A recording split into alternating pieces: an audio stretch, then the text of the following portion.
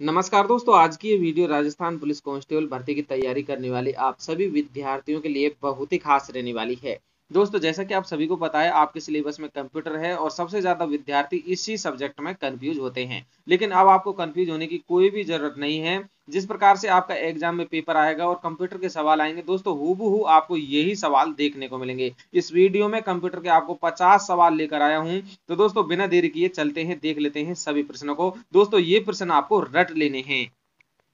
दोस्तों, आप सभी को पता है, प्रतियोगी परीक्षाओं का थोड़ा स्टैंड है जो ऊंचा हो गया है और उसी लेवल के हिसाब से आपके लिए प्रश्न लेकर आया हूं। तो दोस्तों, सबसे पहले यहां पर हम देखेंगे पहले नंबर का जो सवाल है, एक नंबर का VLSI यानी कि वेरी लार्ज स्केल इंटीग्रेशन, ये इसकी फुल फॉर्म है।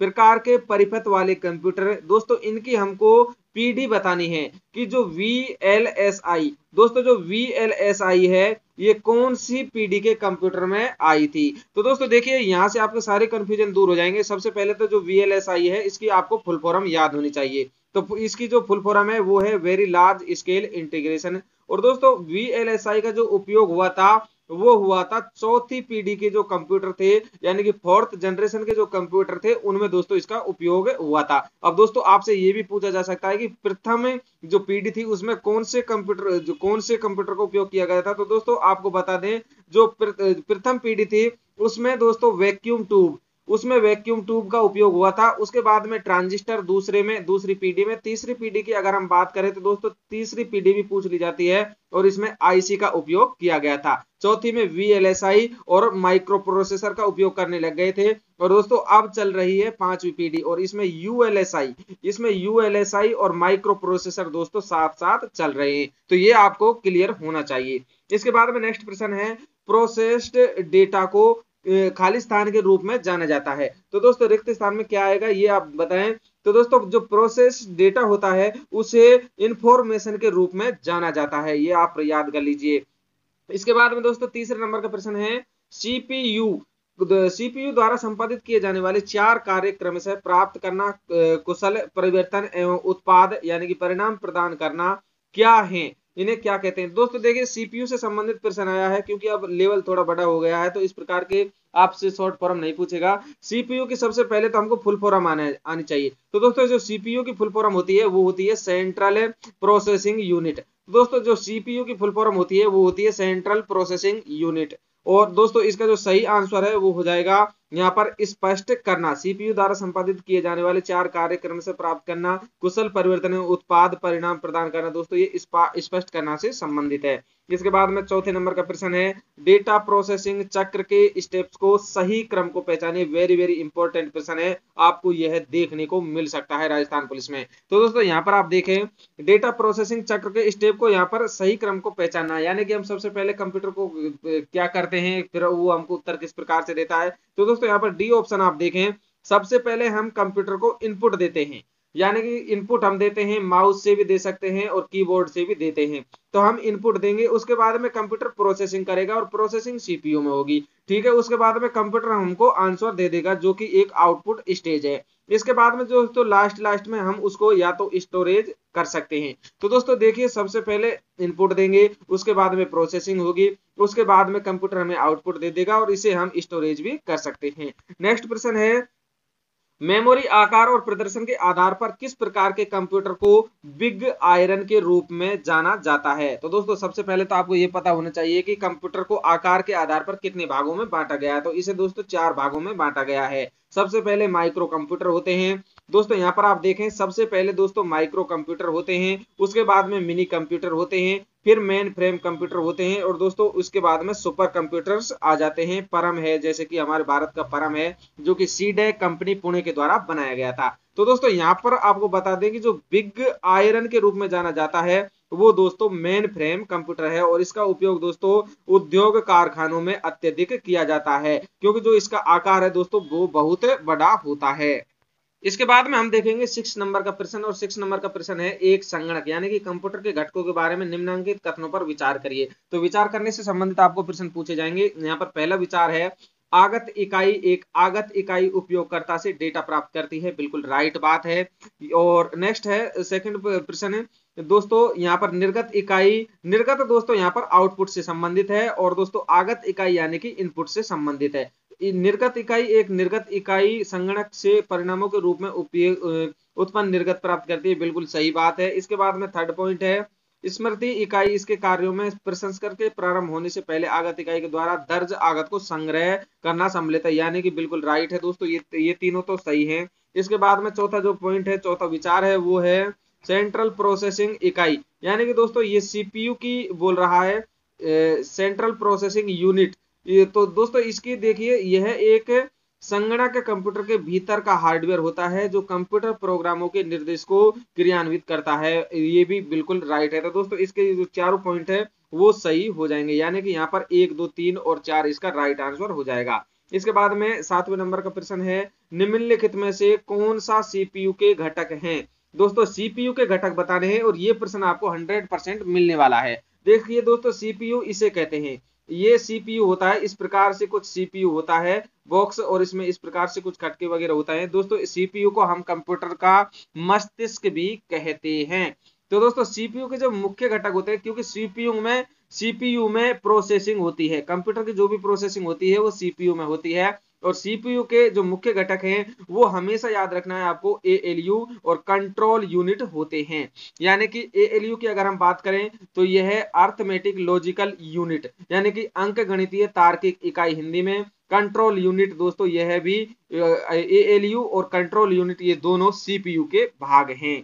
8वें नंबर का प्रश्न हम देखें, 8वें नंबर का प्रश्न है dot dot dot super computer की एक श्रृंखला है जिसे पुणे भारत में centre for development of advance computing यानी कि जो सीडेक कंपनी है उसके द्वारा असेंबल किया गया था। वेरी वेरी मोस्ट इंपोर्टेंट प्रश्न है कि दोस्तों हमारे भारत देश में सबसे पहले किस कंपनी के द्वारा सुपर कंप्यूटर बनाया गया था। तो दोस्तों दोबारा से देख लीजिए, हमारे भारत देश में जो ये पुणे की कंपनी है, भारत में centre for development of advance computing यानी कि जो सीडेक कंपनी है इसके द्वारा परम कंप्यूटर बनाया गया था, और परम जो कंप्यूटर है ये भारत का प्रथम दोस्तों सुपर कंप्यूटर है।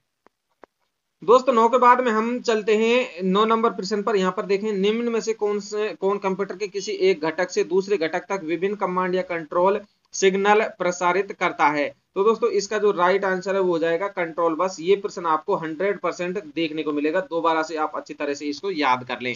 नेक्स्ट है 10वें नंबर का प्रश्न है कंप्यूटर जनरेशन का 1 से और 5 का सही क्रम आपको चुनना है। तो यानी कि दोस्तों देखिए वही प्रश्न आ गया कि कंप्यूटर के जनरेशन की जो कंप्यूटर पीढ़ी है, अब तक देखिए दोस्तों 5 पीढ़ी आ गई हैं।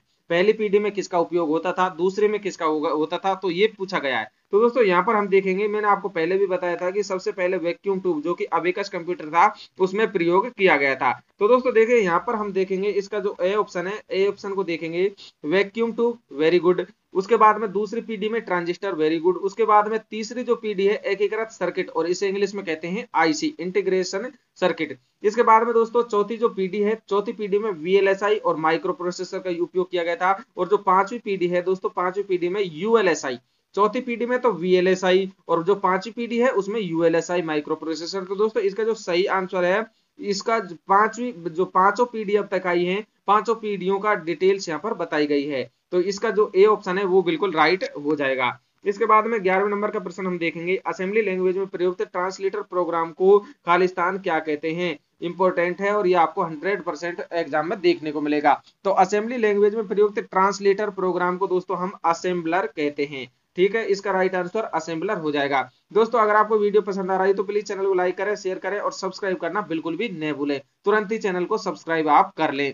इसके बाद में 12वें नंबर का प्रश्न हम देखें खालिस्तान एक सिस्टम सॉफ्टवेयर है। तो दोस्तों यहाँ पर जो ये ऑपरेटिंग सिस्टम है यह एक सिस्टम सॉफ्टवेयर है। जैसे कि दोस्तों ऑपरेटिंग सिस्टम का मैं आपको उदाहरण दूं, जैसे कोई विंडो है, विंडो 8 है, विंडो 10 है, ये दोस्तों ऑपरेटिंग सिस्टम है। लूनेक्स है दोस्तों, ये ऑपरेटिंग सिस्टम है। इसके बाद में 13वें नंबर का हम प्रश्न देखेंगे डिस्क प्रणाली की संग्रहण क्षमता ट्रैक के बिट प्रति इंच और ट्रैक प्रति इंच किस पर निर्भर करती है। तो दोस्तों यह निर्भर करती है सरफेस पर, इसको आप याद रखें।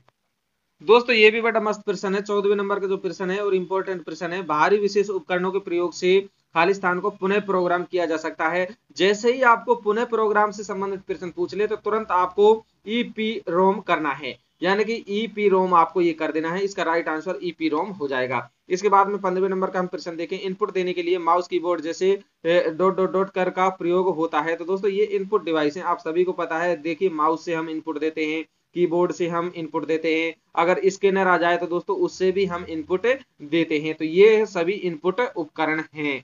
इसके बाद में 16वें नंबर का प्रश्न है, जब कोई कंप्यूटर कोई रिपोर्ट प्रिंट करता है तो वह क्या कहलाता है। तो दोस्तों देखिए जब कोई कंप्यूटर कोई रिपोर्ट प्रिंट करता है ना, तो उसकी जो कॉपी होती है उसे हम हार्ड कॉपी कहते हैं। राइट आंसर इसका हार्ड कॉपी हो जाएगा, और ये जो 100% आपको एग्जाम में छपा हुआ मिलेगा, और आप खुश हो जाओगे जब ये प्रश्न आपको देखने को मिलेगा। इसके बाद में 17वें नंबर का प्रश्न हम देखें, किसी कंप्यूटर का ऑपरेटिंग सिस्टम निम्न कार्य करता है। तो दोस्तों किसी कंप्यूटर का ऑपरेटिंग सिस्टम क्या कार्य करता है। यहाँ पर पहला पॉइंट है डिस्क एवं फाइल मैनेजमेंट, बिल्कुल राइट है। उसके बाद में बी ऑप्शन है कंप्यूटर रिसोर्सेज और मैनेजमेंट करता है, बिल्कुल सही है। सी ऑप्शन है कंप्यूटर के मेमोरी का मैनेजमेंट करता है, बिल्कुल सही है। तो दोस्तों जो सभी ऑप्शन है ये बिल्कुल राइट है तीनों। इसके बाद में 18वें नंबर का प्रश्न है, प्रिंटेड टेक्स्ट को इनपुट करने के लिए किसका इस्तेमाल हो सकता है। तो दोस्तों देखिए प्रिंटेड टेक्स्ट को अगर हम इनपुट करेंगे तो हमको उपयोग होगा OCR का, और OCR की फुल फॉर्म क्या है ये आप जल्दी से कमेंट बॉक्स में बता दीजिए। 19वें नंबर का प्रश्न देखें, निम्न में से कौन भंडारण की सबसे बड़ी यूनिट है।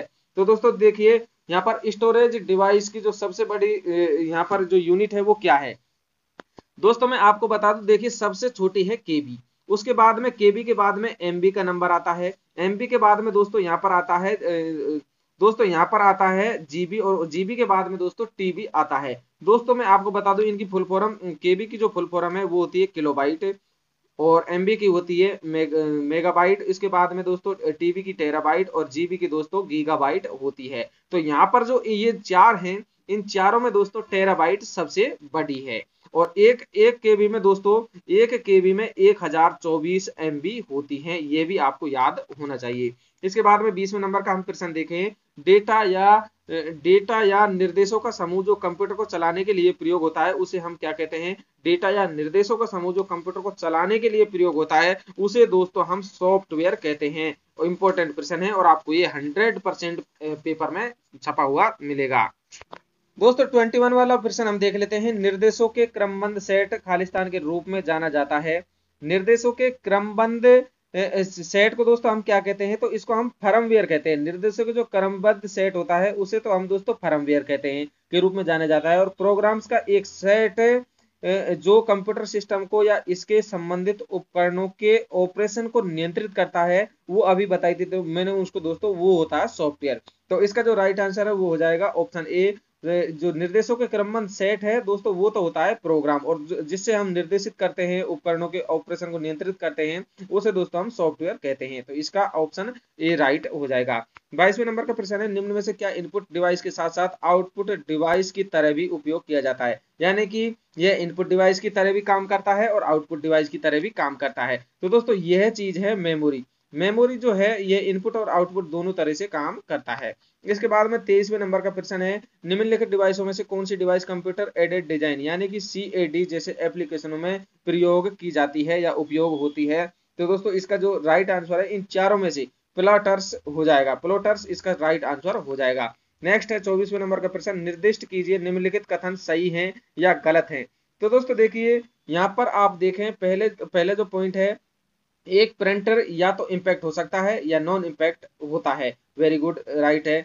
डॉट मैट्रिक्स प्रिंटर में अलग अलग शीट्स की अपेक्षा सतत पेपर का उपयोग किया जाता है, ये भी दोस्तों सही है। इसके बाद में दोस्तों हम यहाँ पर देखेंगे, एक प्लॉटर स्याही पेन का उपयोग करके उच्च गुणवत्ता वाले ग्राफिक्स या आरेखण उत्पन्न कर सकते हैं। तो इसका जो राइट आंसर है वो दोस्तों यहाँ पर ये भी सही हो जाएगा, यानी कि ये तीनों पॉइंट बिल्कुल राइट लग रहे हैं। तो दोस्तों इसका जो सही आंसर है वो हो जाएगा 1, 2 और 3, ये तीनों जो पॉइंट हैं वो बिल्कुल राइट हैं। दोस्तों 25वें नंबर का प्रश्न हम देखें, निम्नलिखित में से क्या 2 गीगाबाइट के बराबर है। और मैंने आपको बताया था एक दोस्तों एक केबी होती है ना, एक केबी वो 1024 MB के बराबर होती है, एक केबी 1024 के बराबर होती है। और दोस्तों एक जो यहाँ पर 2 गीगाबाइट पूछी है, तो दोस्तों देखिए जो 2 गीगाबाइट है एक 1024 MB के बराबर दोस्तों यहाँ पर आप देखें 1024 MB है, 1024 MB है, उसमें दोस्तों 1 GB होता है। 1024 MB है यहाँ पर देखिए दोस्तों, इसको अच्छी तरीके से समझ लीजिए। 1024 MB में 1 GB होती है। 1024 MB बराबर 1 GB होती है। अब दोस्तों यहाँ पर पूछा गया है कि 2 GB, तो 2 GB में यहाँ पर दोस्तों 1024 इंटू हम 2 कर देंगे, यानी कि 1024 MB इंटू 2 करेंगे तो दोस्तों यहाँ पर 2 गीगाबाइट आ जाएगा, यानी कि 2 GB यहाँ पर आ जाएगा। इसके बाद में 26वें नंबर का प्रश्न है, सिस्टम प्रोग्राम का जो समूह कंप्यूटर प्रोग्राम के संचालन को नियंत्रित और संबंध करता है उसे हम क्या कहते हैं? तो दोस्तों उसे हम कहते हैं ऑपरेटिंग सिस्टम, OS, उसे हम ऑपरेटिंग सिस्टम कहते हैं। ये भी इंपॉर्टेंट प्रश्न है 26वें नंबर वाला। 27वें नंबर का प्रश्न है, निम्नलिखित में से कौन सा कथन गलत है? दोस्तों यहाँ पर आप सभी प्रश्न, यहाँ पर आप देखें सभी को, और यहाँ पर जो पहला विचार है वो है कंट्रोल यूनिट एक प्रोसेसर के काम को निर्देशित करता है, बिल्कुल सही है। CPU की अपनी भंडारण इकाइयां स्टोरेज होती हैं जिन्हें हम रजिस्टर भी कहते हैं, बिल्कुल सही है। इसके बाद में रैम CPU चिप का एक एकीकृत इंटीग्रेटेड भाग है, बिल्कुल गलत है। दोस्तों यहाँ पर देखिए ये बताया गया है कि रैम CPU चिप का एक IC भाग होता है, ये बिल्कुल गलत है। तो इसका जो C ऑप्शन है वो बिल्कुल गलत हो जाएगा। इसके बाद में D ऑप्शन है, EPROM एक रीड और राइट मेमोरी है, तो ये इसका सही आंसर हो जाएगा। इसके बाद में दोस्तों यहाँ पर हम देखें 28वें नंबर का प्रश्न है, किसी प्रोग्राम से त्रुटि हटाने को क्या कहा जाता है? तो दोस्तों किसी प्रोग्राम से त्रुटि को अगर हम हटाएंगे तो सबसे ज्यादा जो बच्चे हैं वो एरर हैंडलिंग करेंगे, जबकि ये बिल्कुल गलत है। इसका राइट आंसर ऑप्शन C हो जाएगा, डीबगिंग उसको हम कहते हैं। अगर हमको किसी प्रोग्राम से त्रुटि को हटाना है तो उसे हम डीबगिंग कहेंगे। बात कर लेते हैं 29वें नंबर के प्रश्न की, और 29 केस स्मृति का प्रयोग निम्न के बीच डाटा अंतरित करने के लिए किया जाता है। तो दोस्तों देखिए यहाँ पर हम प्रोसेसर और इनपुट युक्ति, मुख्य स्मृति और द्वितीयक स्मृति, इसके बाद में प्रोसेसर और आउटपुट युक्ति, मुख्य स्मृति और प्रोसेसर। तो दोस्तों इसका जो राइट आंसर है वो हो जाएगा मुख्य स्मृति और प्रोसेसर का उपयोग हम यहाँ पर स्मृति का प्रयोग हम बीच डाटा अंतरित करने के लिए किया जाता है। 30वें नंबर का प्रश्न हम देखें, वर्चुअल मेमोरी क्या है? यानी कि वर्चुअल मेमोरी इसमें से हमको बतानी है कि वर्चुअल क्या है। तो दोस्तों देखिए इस प्रकार से प्रश्न आपको मिलेंगे। वैसे ये वीडियो और जो पटवारी होती है उसमें ज्यादा आते हैं, LDC वगैरह में, लेकिन हमको यहाँ पर भी देखना है दोस्तों, ये विचार वाले प्रश्न है, इनमें टाइम थोड़ा ज्यादा लगता है क्योंकि इनको देखना भी पड़ता है पढ़कर। मुख्य स्मृति का हिस्सा जो केवल स्वैपिंग के लिए उपयोग किया जाता है। सेकंड है, एक प्रोग्राम को अनुमति देने के लिए मुख्य स्मृति की तुलना में अधिक आकार की अनुमति देने के लिए एक तकनीक है।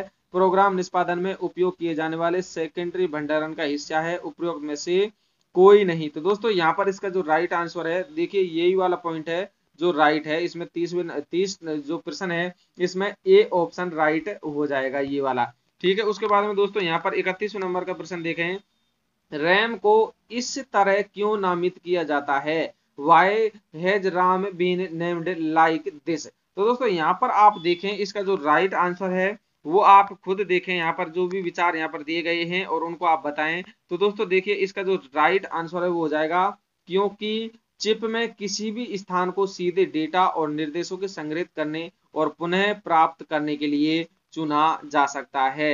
नेक्स्ट प्रश्न है दोस्तों हमारा 32वें नंबर का प्रश्न, और इसमें है डेटा पदानुक्रम का आरोही क्रम हमको बताना है। यानी कि दोस्तों हमको बढ़ते हुए क्रम में ये चीजें बतानी है। तो यहाँ पर हमको देखिए दोस्तों इसका जो राइट आंसर, सबसे छोटी इकाई क्या होती है? तो दोस्तों छोटी इकाई होती है बिट, उसके बाद में बाइट आता है, बाइट के बाद में फील्ड, फिर रिकॉर्ड, फिर दोस्तों उसके बाद में फाइल बन जाती है, और लास्ट में दोस्तों डेटाबेस ये है हो जाता है। तो इसका C ऑप्शन बिल्कुल राइट हो जाएगा।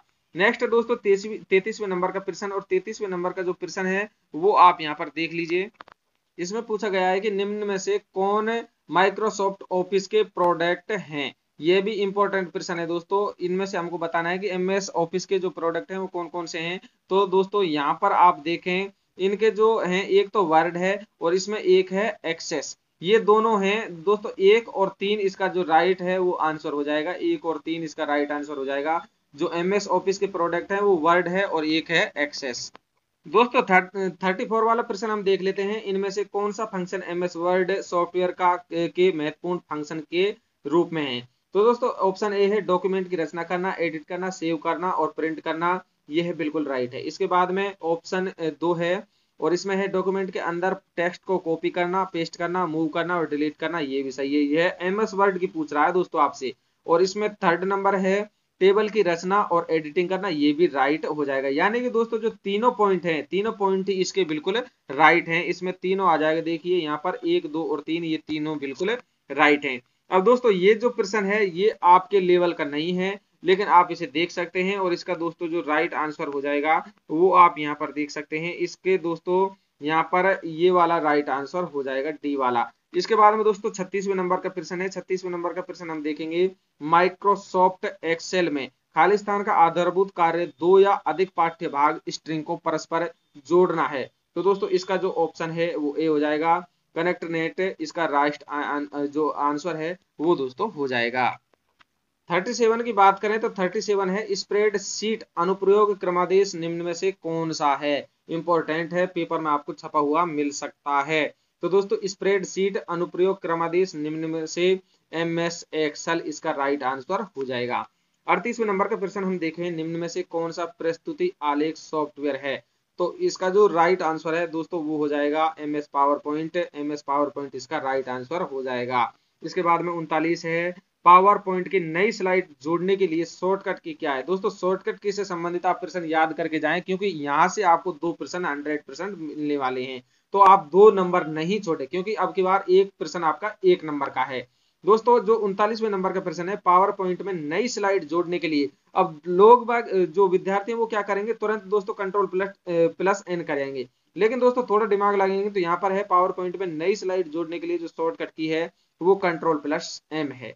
ये इसका राइट आंसर हो जाएगा। दोस्तों अगर आपको वीडियो पसंद आ रहा है तो प्लीज चैनल को लाइक करें, शेयर करें और सब्सक्राइब करना बिल्कुल भी नहीं भूलें। अभी ही चैनल को सब्सक्राइब जरूर कर लें, क्योंकि दोस्तों आपको राजस्थान पुलिस कांस्टेबल भर्ती से संबंधित हर पल की अपडेट इस चैनल पर आपको मिलती रहेगी।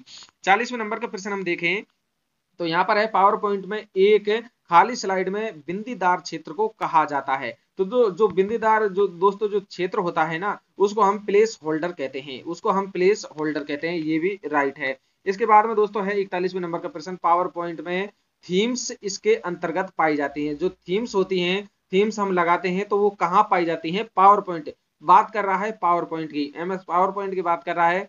तो जो पावर पॉइंट है उसमें जो थीम्स हैं वो दोस्तों यहाँ पर पाई जाती हैं डिजाइन टैब में। डिजाइन टैब में अगर आप जाओगे और वहां से आप दोस्तों थीम्स लगा सकते हो। इसके बाद में 42वें नंबर का प्रश्न है, ऑपरेटिंग सिस्टम क्यू की अवधारणा का उपयोग निम्न में से किस कार्य में किया जाता है। यहाँ पर आप दोस्तों इसको देख सकते हैं और यहाँ पर 3 पॉइंट दिए हुए हैं। 3 पॉइंट में पहला पॉइंट है, प्रक्रियाओं को निष्पादित करते समय, वेरी गुड, ये भी सही है। इसके बाद में कार्य क्रियान्वयन के मामले में एक हार्डवेयर डिवाइस के संबंध में, ये भी सही है। उसके बाद में तीसरे नंबर का पॉइंट है, थ्रेडिंग अवधारणा के मामले में। तो दोस्तों ये जो तीनों पॉइंट हैं, तीनों पॉइंट बिल्कुल राइट हैं। 43 की अगर हम बात करें तो 43 वाला प्रश्न है हमारा, डिस्क प्रबंधन के दौरान फाइलों के भंडारण, पुनर्प्राप्ति और हटाने के कार्य संचालन को हम क्या कहते हैं। तो दोस्तों इसको हम कहते हैं फाइल सिस्टम प्रबंधन। नेक्स्ट है 44वें नंबर का प्रश्न और इसके है, निम्न में से क्या ऑपरेटिंग सिस्टम का एक प्रकार नहीं है। दोस्तों ये प्रश्न आपको जो पुलिस है उसके एग्जाम में छपा हुआ मिलेगा, आप इसको रट कर जाएं, अभी ही रट लें। तो दोस्तों यहाँ पर देखें, निम्नलिखित में से क्या ऑपरेटिंग सिस्टम का एक प्रकार नहीं है। तो दोस्तों इसका जो राइट आंसर है वो हो जाएगा मल्टी टाइमिंग ओएस, यानी कि मल्टी टाइमिंग ऑपरेटिंग सिस्टम है। यह दोस्तों ऑपरेटिंग सिस्टम का एक प्रकार नहीं है, बाकी सभी हैं। ये भी मल्टी प्रोग्राम ऑपरेटिंग सिस्टम भी है, मल्टी प्रोसेसिंग ऑपरेटिंग सिस्टम भी है, इंटरेक्टिव ऑपरेटिंग सिस्टम भी है, लेकिन ये नहीं है मल्टी टाइमिंग ऑपरेटिंग सिस्टम, ये नहीं है। इसका राइट आंसर ये हो जाएगा। 45वें नंबर का प्रश्न है, वह सॉफ्टवेयर जो उस तरीकों को नियंत्रित करता है जिसके कंप्यूटर सिस्टम काम करता है और ऐसे साधन उपलब्ध कराता है जिसके द्वारा प्रयोक्ता कंप्यूटर के साथ इंटरेक्ट कर सकता है। तो दोस्तों इसका जो राइट आंसर है वो हो जाएगा ऑपरेटिंग सिस्टम। ऑपरेटिंग सिस्टम से संबंधित आपके बहुत प्रश्न आने वाले हैं, एमएस पावर पॉइंट से आपके बहुत सारे प्रश्न आने वाले हैं, शॉर्टकट की आप याद करके रखिए। 47वें दोस्तों 46वें नंबर का प्रश्न है, प्रचालन तंत्र द्वारा निम्न में से कौन सा या कार्य किया जाता है या किए जाते हैं। तो प्रचालन तंत्र द्वारा दोस्तों जो फंक्शंस होते हैं उनके द्वारा कौन कौन से प्रोवाइड कराए जाते हैं। तो दोस्तों यहाँ पर आपको बता दें कि देखिए, जो प्रचालन तंत्र होता है उसके द्वारा प्रक्रम प्रबंध भी किया जाता है, यानी कि जो प्रोसेसिंग मैनेजमेंट है। इंग्लिश भी आप देख सकते हैं, अगर आपको, क्योंकि कंप्यूटर की भाषा ही ऐसी होती है तो आप इंग्लिश भी देख सकते हैं। देखिए जो यहाँ पर जो भी फंक्शंस होते हैं ऑपरेटिंग सिस्टम में वो क्या क्या प्रोवाइड कराते हैं। देखिए ये प्रोसेसिंग मैनेजमेंट कराते हैं और ये सिक्योरिटी मैनेजमेंट कराते हैं, इसके बाद में ये फाइल मैनेजमेंट भी कराते हैं। तो ये जो ऑल ऑफ द अबव हैं, ऑल ऑफ दीज, इनमें से सभी दोस्तों ये इसका राइट आंसर हो जाएगा। 47वें नंबर के प्रश्न हम देखें, पर्सनल कंप्यूटर के मूलभूत इनपुट आउटपुट सिस्टम यानी कि जो BIOS है को निम्न में से कहां संचित करते हैं। तो दोस्तों इसको हम संचित करते हैं रोम में, रोम चिप में इसे हम संचित करते हैं। और आपसे रोम की फुल फॉर्म पूछ ले तो रीड ओनली मेमोरी, और रैम की अगर आपसे फुल फॉर्म पूछ ले तो रैंडम एक्सेस मेमोरी आपको याद रखनी है। दोस्तों अब आपको थोड़ा अटपटा लग रहा होगा, लेकिन जब ये सवाल आपको पेपर में देखने को मिलेंगे तो तब आप इस चैनल को याद रखेंगे। तो दोस्तों यहाँ पर देखिए, अब URL से संबंधित प्रश्न पूछा गया है। वेब पेज तक पहुंचने के लिए यह आवश्यक है कि URL का पूर्ण रूप क्या है। तो देखिए दोस्तों, सबसे पहले हमको पता होना चाहिए कि URL का जो फुल फॉर्म है वो है यूनिफॉर्म रिसोर्स लोकेटर। URL का जो फुल फॉर्म है वो है यूनिफॉर्म रिसोर्स लोकेटर, रट लेना है। इसके बाद में HTTP का भी आपसे पूछ सकता है, HTTP और P। तो दोस्तों इसका जो हो जाएगा वो हो जाएगा हाइपर टेक्स्ट ट्रांसफर और प्रोटोकॉल, ये भी आपको याद रखना है। और अगर दोस्तों CPU की अगर हम बात करें तो CPU की देखिए सेंट्रल प्रोसेसिंग और यूनिट, ये आपको याद रखनी है। इसके बाद में दोस्तों CU अगर आपसे कहीं दिखा जाए तो ये कंट्रोल यूनिट है, ठीक है। अगर दोस्तों आपसे पूछ ले ALU तो अर्थमेटिक लॉजिकल यूनिट यानी कि अंक गणितीय तार्किक इकाई इसकी फुल फॉर्म है। इसके बाद में 49वें नंबर का जो प्रश्न है वो है निम्नलिखित में से कौन सा भाभा परमाणु अनुसंधान केंद्र द्वारा विकसित सुपर कंप्यूटर है। 100% छपने वाला प्रश्न है। तो दोस्तों इसका जो सही आंसर है वो देखिए दोस्तों, मैंने आपको एक बताया था कि जो सीडेक कंपनी है, जो सीडेक कंपनी है उसके द्वारा प्रथम सुपर कंप्यूटर हमारा था वो था दोस्तों परम। जो सीडेक कंपनी है पुणे वाली जो कंपनी है दोस्तों वो तो है उसका तो है दोस्तों सीडेक वाली का परम। और अब यहाँ पर पूछा है भाभा परमाणु अनुसंधान केंद्र द्वारा विकसित जो सुपर कंप्यूटर है इसका क्या नाम है। तो दोस्तों इसका जो नाम है वो हो जाएगा अनुपम। ये आपको दोनों चीजें कंपेयर करनी है।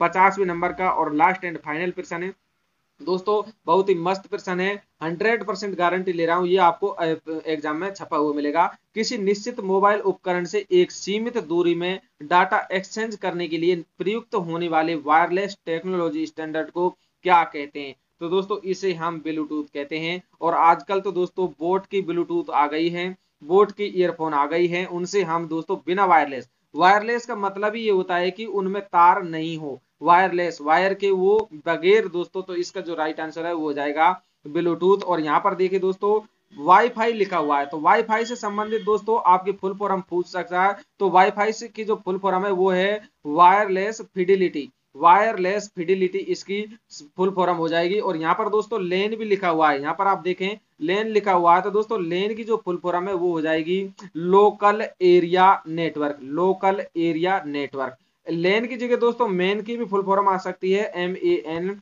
तो दोस्तों इसकी हो जाएगी यहाँ पर दोस्तों इसकी हो जाएगी मेन एरिया नेटवर्क यानी कि मुख्य एरिया नेटवर्क, इसकी जो फुल फॉर्म है वो दोस्तों हो जाएगी। तो दोस्तों देखिए जो भी प्रश्न है वो आपको, ये मैं गारंटी ले रहा हूँ, ये आपको एग्जाम में इसी प्रकार से छपे हुए मिलेंगे। आप इनको रट कर जाएं। मैं आपसे उम्मीद करता हूं कि दोस्तों आपका एग्जाम 100% क्लियर होने वाला है। पहली बार चैनल पर विजिट कर रहे हो तो चैनल को आप सब्सक्राइब करके बेल आइकन प्रेस जरूर कर लें। धन्यवाद। जय हिंद, जय भारत, वंदे मातरम।